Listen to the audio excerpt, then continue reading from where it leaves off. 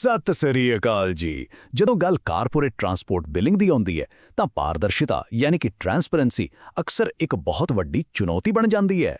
ਪਰ ਅੱਜ ਅਸੀਂ ਇਸੇ ਸਮੱਸਿਆ ਦਾ ਇੱਕ ਬਹੁਤ ਹੀ ਵਧੀਆ ਹੱਲ ਵੇਖਾਂਗੇ। ਤਾਂ ਸਵਾਲ ਇਹ ਉੱਠਦਾ ਹੈ ਕਿ ਕਾਰਪੋਰੇਟ ਟਰਾਂਸਪੋਰਟ ਬਿਲਿੰਗ ਵਿੱਚ ਸੱਚਮੁੱਚ ਪਾਰਦਰਸ਼ਤਾ ਲਿਆਉਣਾ ਸੰਭਵ ਹੈ? ਇਹ ਸਵਾਲ ਕਈ ਕੰਪਨੀਆਂ ਦੇ ਮਨ ਵਿੱਚ ਹੁੰਦਾ ਹੈ। ਕੀ ਕੋਈ ਇਹੋ ਜਿਹਾ ਭਰੋਸੇਮੰਦ ਸਿਸਟਮ ਬਣ ਸਕਦਾ ਹੈ? ਜਵਾਬ ਹੈ ਬਿਲਕੁਲ ਹਾਂ। ਤੇ ਆਓ ਦੇਖੀਏ ਇਹ ਕਿਵੇਂ ਮੁਮਕਿਨ ਹੈ। ਸਭ ਤੋਂ ਪਹਿਲਾਂ ਆਓ ਇੱਕ ਨਜ਼ਰ ਮਾਰੀਏ ਉਹਨਾਂ ਚੁਣੌਤੀਆਂ ਤੇ ਜੋ ਰਿਵਾਇਤੀ ਬਿਲਿੰਗ ਸਿਸਟਮ ਵਿੱਚ ਆਉਂਦੀਆਂ ਨੇ। ਜਿਹੜੇ ਪੁਰਾਣੇ ਹੱਥੀਂ ਕੰਮ ਕਰਨ ਵਾਲੇ ਤਰੀਕੇ ਨੇ ਉਹ ਅਕਸਰ ਗਲਤੀਆਂ ਤੇ ਝਗੜਿਆਂ ਦੀ ਜੜ ਬਣਦੇ ਨੇ। ਵੇਖੋ, ਇੱਕ ਪਾਸੇ ਤਾਂ ਹੈ ਪੁਰਾਣਾ ਤਰੀਕਾ ਜਿੱਥੇ ਕਾਗਜ਼ੀ ਸਲਿੱਪਾਂ, ਹੱਥੀਂ ਕੀਤੀਆਂ ਗਲਤੀਆਂ ਤੇ ਲਗਾਤਾਰ ਝਗੜੇ ਹੁੰਦੇ ਨੇ, ਤੇ ਦੂਜੇ ਪਾਸੇ ਹੈ ਕੈਬਗ੍ਰੇਡ ਦਾ ਤਰੀਕਾ ਜੋ ਪੂਰੀ ਤਰ੍ਹਾਂ ਡਿਜੀਟਲ ਹੈ, ਆਟੋਮੇਟਿਡ ਹੈ ਤੇ ਸਭ ਤੋਂ ਵੱਡੀ ਗੱਲ ਭਰੋਸੇਮੰਦ ਹੈ। ਇਹ ਫਰਕ ਹੀ ਸਭ ਕੁਝ ਬਦਲ ਦਿੰਦਾ ਹੈ। ਤਾਂ ਫਿਰ ਇਹਨਾਂ ਸਾਰੀਆਂ ਚੁਣੌਤੀਆਂ ਦਾ ਹੱਲ ਕੀ ਹੈ? ਪੇਸ਼ ਹੈ ਕੈਬਗ੍ਰੇਡ। ਇਹ ਸਿਰਫ ਇੱਕ ਸੌਫਟਵੇਅਰ ਨਹੀਂ ਬਲਕਿ ਫਲੀਟ ਮੈਨੇਜਮੈਂਟ ਨੂੰ ਇੱਕ ਨਵੇਂ ਆਧੁਨਿਕ ਦੌਰ ਵਿੱਚ ਲੈ ਕੇ ਜਾਣ ਦਾ ਇੱਕ ਤਰੀਕਾ ਹੈ। ਕੈਬਗ੍ਰੇਡ ਦਾ ਮਕਸਦ ਬਿਲਕੁਲ ਸਾਫ਼ ਹੈ। ਇਹ ਇੱਕ ਐਡਵਾਂਸ ਪਲੇਟਫਾਰਮ ਹੈ ਜਿਸ ਦਾ ਕੰਮ ਹੈ ਬਿਲਿੰਗ ਪ੍ਰਕਿਰਿਆ ਨੂੰ ਪੂਰੀ ਤਰ੍ਹਾਂ ਆਟੋਮੇਟ ਕਰਨਾ। ਇਸ ਨਾਲ ਕੰਪਨੀਆਂ ਅਤੇ ਉਹਨਾਂ ਦੇ ਟਰਾਂਸਪੋਰਟ ਪਾਰਟਨਰਾਂ ਵਿਚਕਾਰ ਸਹੀਪਣ, ਪਾਰਦਰਸ਼ਿਤਾ ਅਤੇ ਇੱਕ ਮਜ਼ਬੂਤ ਭਰੋਸਾ ਬਣਦਾ ਹੈ। ਠੀਕ ਹੈ, ਤਾਂ ਹੁਣ ਗੱਲ ਕਰਦੇ ਹਾਂ ਇਸ ਦੇ ਸਭ ਤੋਂ ਖਾਸ ਹਿੱਸੇ ਦੀ। ਕੈਬਗ੍ਰੇਡ 4 ਬਹੁਤ ਹੀ ਸਮਾਰਟ ਅਤੇ ਲਚਕਦਾਰ ਬਿਲਿੰਗ ਮਾਡਲ ਪੇਸ਼ ਕਰਦਾ ਹੈ ਜੋ ਹਰ ਤਰ੍ਹਾਂ ਦੀਆਂ ਕਾਰੋਬਾਰੀ ਜ਼ਰੂਰਤਾਂ ਨੂੰ ਪੂਰਾ ਕਰਨ ਲਈ ਬਣਾਏ ਗਏ ਨੇ। ਸਭ ਤੋਂ ਪਹਿਲਾ ਮਾਡਲ ਹੈ G2GA ਯਾਨੀ ਗੈਰਾਜ ਟੂ ਗੈਰਾਜ ਆਟੋਮੈਟਿਕ। ਇਸ ਦਾ ਮਕਸਦ ਹੈ ਪੂਰੀ ਯਾਤਰਾ ਨੂੰ ਗੈਰਾਜ ਤੋਂ ਸ਼ੁਰੂ ਹੋ ਕੇ ਵਾਪਸ ਗੈਰਾਜ ਪਹੁੰਚਣ ਤੱਕ ਬਿਨਾਂ ਕਿਸੇ ਡਰਾਈਵਰ ਦੀ ਦਖਲਅੰਦਾਜ਼ੀ ਦੇ ਆਪਣੇ ਆਪ ਟਰੈਕ ਕਰਨਾ। ਇਸ ਨਾਲ ਸਟੀਕਤਾ ਸਭ ਤੋਂ ਉੱਚੇ ਪੱਧਰ ਤੇ ਰਹਿੰਦੀ ਹੈ। ਇਹ ਕੰਮ ਕਿਵੇਂ ਕਰਦਾ ਹੈ? ਵੇਖੋ, ਪ੍ਰਕਿਰਿਆ ਬਹੁਤ ਹੀ ਆਸਾਨ ਹੈ। ਡਰਾਈਵਰ ਨੂੰ ਸਿਰਫ ਆਪਣੇ ਡੈਸ਼ਬੋਰਡ ਤੋਂ ਅਗਲੀ ਬੁਕਿੰਗ ਚੁਣਨੀ ਹੈ ਤੇ ਬਸ ਸਿਸਟਮ ਬਾਕੀ ਸਭ ਕੁਝ ਆਪਣੇ ਆਪ ਸੰਭਾਲ ਲੈਂਦਾ ਹੈ। ਤੇ ਸੁਰੱਖਿਆ ਦਾ ਵੀ ਪੂਰਾ ਧਿਆਨ ਰੱਖਿਆ ਗਿਆ ਹੈ। ਜਦੋਂ ਗੱਡੀ ਪਿਕਅਪ ਪੁਆਇੰਟ ਤੇ ਪਹੁੰਚਦੀ ਹੈ ਤਾਂ ਗੈਸਟ ਨੂੰ ਇੱਕ OTP ਮਿਲਦਾ ਹੈ। ਡਰਾਈਵਰ ਉਸ OTP ਨੂੰ ਐਪ ਵਿੱਚ ਪਾ ਕੇ ਵੈਰੀਫਾਈ ਕਰਦਾ ਹੈ ਤਾਂ ਜੋ ਇਹ ਪੱਕਾ ਹੋ ਸਕੇ ਕਿ ਸਹੀ ਵਿਅਕਤੀ ਨੂੰ ਹੀ ਪਿਕ ਕੀਤਾ ਜਾ ਰਿਹਾ ਹੈ। ਜਿਵੇਂ ਹੀ OTP ਵੈਰੀਫਾਈ ਹੁੰਦਾ ਹੈ, ਐਪ ਵਿੱਚ ਪਿਕਅਪ ਕਨਫਰਮ ਹੋ ਜਾਂਦਾ ਹੈ ਅਤੇ ਟ੍ਰਿਪ ਆਫੀਸ਼ੀਅਲੀ ਸ਼ੁਰੂ ਹੋ ਜਾਂਦੀ ਹੈ। ਦੇਖੋ ਕਿੰਨਾ ਸਰਲ ਅਤੇ ਸੁਰੱਖਿਅਤ ਹੈ। ਤਾਂ ਫਿਰ ਇਸ G2GA ਮਾਡਲ ਦੇ ਫਾਇਦੇ ਕੀ ਨੇ? ਸਭ ਤੋਂ ਪਹਿਲਾਂ, ਡਰਾਈਵਰ ਲਈ ਕੋਈ ਮੈਨੂਅਲ ਕੰਮ ਨਹੀਂ। ਮੀਟਰ ਅਤੇ ਸਮੇਂ ਦੀ ਰੀਡਿੰਗ ਬਿਲਕੁਲ ਸਹੀ ਹੁੰਦੀ ਹੈ। ਕਿਸੇ ਵੀ ਤਰ੍ਹਾਂ ਦੀ ਧੋਖਾਧੜੀ ਜਾਂ ਹੇਰਾਫੇਰੀ ਦਾ ਖਤਰਾ ਲਗਭਗ ਖਤਮ ਹੋ ਜਾਂਦਾ ਹੈ। ਬਿਲਿੰਗ ਪੂਰੀ ਤਰ੍ਹਾਂ ਪਾਰਦਰਸ਼ੀ ਅਤੇ ਭਰੋਸੇਮੰਦ ਹੁੰਦੀ ਹੈ ਅਤੇ ਇਹ ਮਾਡਲ ਉਹਨਾਂ ਡਰਾਈਵਰਾਂ ਲਈ ਵੀ ਵਧੀਆ ਹੈ ਜਿਨ੍ਹਾਂ ਨੂੰ ਬਹੁਤ ਘੱਟ ਸਿਖਲਾਈ ਦੀ ਲੋੜ ਹੁੰਦੀ ਹੈ। ਚਲੋ ਹੁਣ ਗੱਲ ਕਰਦੇ ਹਾਂ ਦੂਜੇ ਮਾਡਲ ਦੀ, G2GM ਯਾਨੀ ਗੈਰਾਜ ਟੂ ਗੈਰਾਜ ਮੈਨੂਅਲ।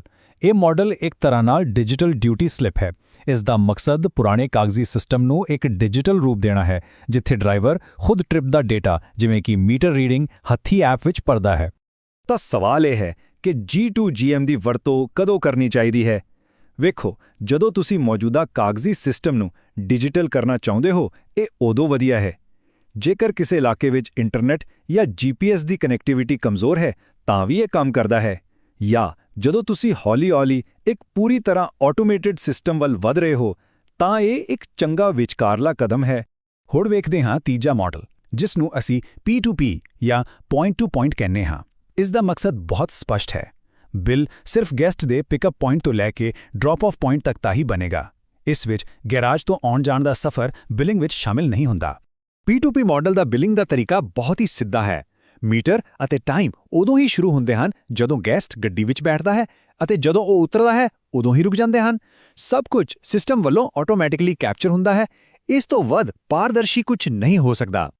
ਅਤੇ ਸਾਡਾ ਚੌਥਾ ਅਤੇ ਆਖਰੀ ਮਾਡਲ ਹੈ P2PG ਯਾਨੀ ਪੁਆਇੰਟ ਟੂ ਪੁਆਇੰਟ ਗੈਰਾਜ।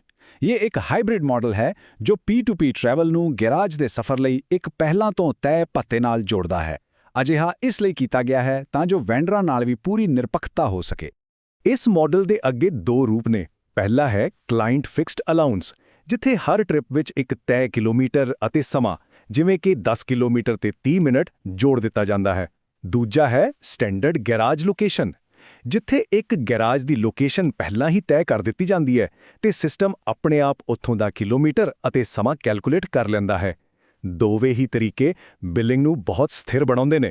ਤਾਂ ਇਹ ਤਾਂ ਸਨ ਬਿਲਿੰਗ ਮਾਡਲ, ਪਰ ਹੁਣ ਅਸੀਂ ਵੇਖਾਂਗੇ ਕਿ ਕੈਬਗ੍ਰੇਡ ਹਰ ਇੱਕ ਟ੍ਰਿਪ ਵਿੱਚ ਵਿਸ਼ਵਾਸ ਕਿਵੇਂ ਪੈਦਾ ਕਰਦਾ ਹੈ, ਕਿਉਂਕਿ ਗੱਲ ਸਿਰਫ ਮਾਡਲਾਂ ਦੀ ਨਹੀਂ, ਸਗੋਂ ਪੂਰੀ ਪ੍ਰਕਿਰਿਆ ਦੀ ਹੈ। ਟ੍ਰਿਪ ਨੂੰ ਖਤਮ ਕਰਨ ਦੀ ਪ੍ਰਕਿਰਿਆ ਇਸ ਤਰ੍ਹਾਂ ਬਣਾਈ ਗਈ ਹੈ ਕਿ ਕੋਈ ਵਿਵਾਦ ਪੈਦਾ ਹੀ ਨਾ ਹੋਵੇ। ਪਹਿਲਾਂ ਡਰਾਈਵਰ ਗੈਸਟ ਨੂੰ ਡ੍ਰੌਪ ਕਰਦਾ ਹੈ, ਫਿਰ ਡ੍ਰੌਪ ਆਫ ਲੋਕੇਸ਼ਨ ਦੀ ਪੁਸ਼ਟੀ ਹੁੰਦੀ ਹੈ। ਇਸ ਤੋਂ ਬਾਅਦ ਗੈਸਟ ਇੱਕ ਸੁਰੱਖਿਅਤ OTP ਨਾਲ ਟ੍ਰਿਪ ਦੇ ਖਤਮ ਹੋਣ ਨੂੰ ਵੈਰੀਫਾਈ ਕਰਦਾ ਹੈ ਤੇ ਫਿਰ ਗੈਸਟ ਸਿੱਧਾ ਡਰਾਈਵਰ ਦੀ ਡਿਵਾਈਸ ਤੇ ਆਪਣੇ ਡਿਜੀਟਲ ਦਸਤਖਤ ਕਰਦਾ ਹੈ। ਅਖੀਰ ਵਿੱਚ ਟ੍ਰਿਪ ਦੀ ਸਮਰੀ ਜਮ੍ਹਾਂ ਹੋ ਜਾਂਦੀ ਹੈ, ਜੋ ਇੱਕ ਅਜਿਹਾ ਪੱਕਾ ਡਿਜੀਟਲ ਰਿਕਾਰਡ ਬਣ ਜਾਂਦਾ ਹੈ ਜਿਸ ਨੂੰ ਕੋਈ ਝੁਠਲਾ ਨਹੀਂ ਸਕਦਾ। ਇਹ ਦੋਹਰੀ ਤਸਦੀਕ ਯਾਨੀ OTP ਅਤੇ ਡਿਜੀਟਲ ਸਾਈਨ ਇਹ ਯਕੀਨੀ ਬਣਾਉਂਦੀ ਹੈ ਕਿ ਹਰ ਟ੍ਰਿਪ ਗੈਸਟ ਦੀ ਸਪਸ਼ਟ ਮਨਜ਼ੂਰੀ ਨਾਲ ਹੀ ਖਤਮ ਹੋਵੇ। ਇਹੀ ਤਾਂ ਹੈ ਅਸਲ ਪਾਰਦਰਸ਼ਿਤਾ। ਅੰਤ ਵਿੱਚ ਇਹ ਇੱਕ ਫਾਈਨਲ ਟ੍ਰਿਪ ਸਮਰੀ ਤਿਆਰ ਹੁੰਦੀ ਹੈ। ਇਸ ਤੇ OTP ਵੈਰੀਫਿਕੇਸ਼ਨ ਅਤੇ ਗੈਸਟ ਦੇ ਦਸਤਖਤ ਦੋਵੇਂ ਮੌਜੂਦ ਹੁੰਦੇ ਨੇ। ਇਹ ਡਿਜੀਟਲ ਡਿਊਟੀ ਸਲਿੱਪ ਭਵਿੱਖ ਵਿੱਚ ਕਿਸੇ ਵੀ ਤਰ੍ਹਾਂ ਦੇ ਭੁਲੇਖੇ ਜਾਂ ਵਿਵਾਦ ਦੀ ਗੁੰਜਾਇਸ਼ ਹੀ ਨਹੀਂ ਛੱਡਦੀ। ਤਾਂ ਇਹ ਹੈ ਕੈਬਗ੍ਰੇਡ ਦਾ ਤਰੀਕਾ। ਇਹ ਸਿਰਫ ਇੱਕ ਸੌਫਟਵੇਅਰ ਤੋਂ ਕਿਤੇ ਵੱਧ ਹੈ। ਇਹ ਤੁਹਾਡੇ ਕਾਰਪੋਰੇਟ ਟਰਾਂਸਪੋਰਟ ਨੂੰ ਹੋਰ ਕੁਸ਼ਲ, ਪਾਰਦਰਸ਼ੀ ਅਤੇ ਲਾਗਤ ਪ੍ਰਭਾਵਸ਼ਾਲੀ ਬਣਾਉਣ ਦਾ ਇੱਕ ਮੌਕਾ ਹੈ। ਆਪਣੇ ਕਾਰਪੋਰੇਟ ਟਰਾਂਸਪੋਰਟ ਆਪਰੇਸ਼ਨਾਂ ਵਿੱਚ ਇੱਕ ਨਵੇਂ ਪੱਧਰ ਦੀ ਪਾਰਦਰਸ਼ਤਾ, ਕੁਸ਼ਲਤਾ ਅਤੇ ਭਰੋਸਾ ਲਿਆਉਣ ਲਈ ਅਪਗ੍ਰੇਡ ਵਿਦ ਕੈਬਗ੍ਰੇਡ। ਜੇਕਰ ਇਸ ਬਾਰੇ ਹੋਰ ਜਾਣਕਾਰੀ ਚਾਹੀਦੀ ਹੈ ਜਾਂ ਇੱਕ ਡੈਮੋ ਬੁੱਕ ਕਰਨਾ ਹੈ ਤਾਂ ਸਕਰੀਨ ਤੇ ਦਿੱਤੇ ਗਏ ਵੇਰਵਿਆਂ ਤੇ ਸੰਪਰਕ ਕਰੋ। ਧੰਨਵਾਦ।